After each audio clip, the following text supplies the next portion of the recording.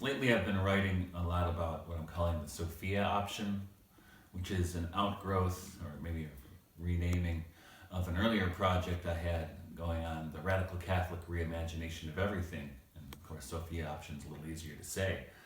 Um, this project, it kind of runs parallel to Rod Dreher's Benedict option, but it starts from a very different place.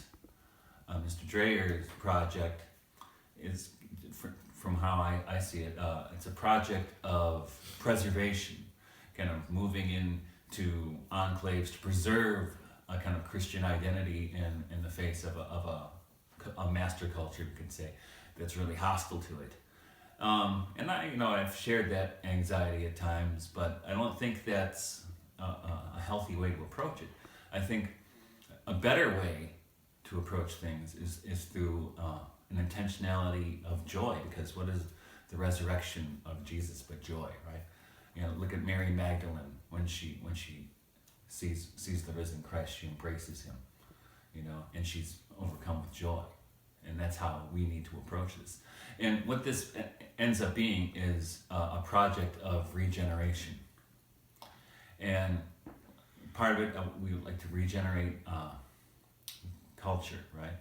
To create a Catholic or a sacramental culture that is renewed always, So, and this has a lot to do with the arts. Always distresses me to see so much lousy Christian art, lousy Christian films. I mean, it seems like the best Christian films are actually made people who are not believers often. So I like to see a regeneration in them, because I think if you have culture can't live without a community, right? So we need to have a community that creates the culture, and a culture that nourishes the community at the same time. Because we don't need to think about these as the end times. The eschaton is within you, right? Another part of this project is actually a renewal or reimagination of education.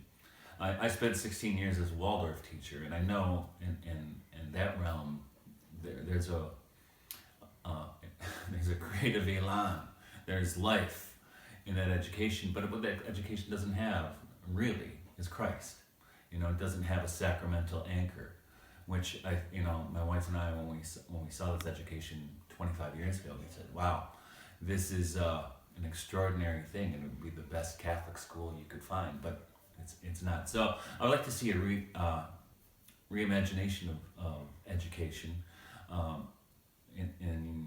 Before his untimely passing, Stratford Caldecott and I were starting to email about such a project, but unfortunately, he was never able to survive.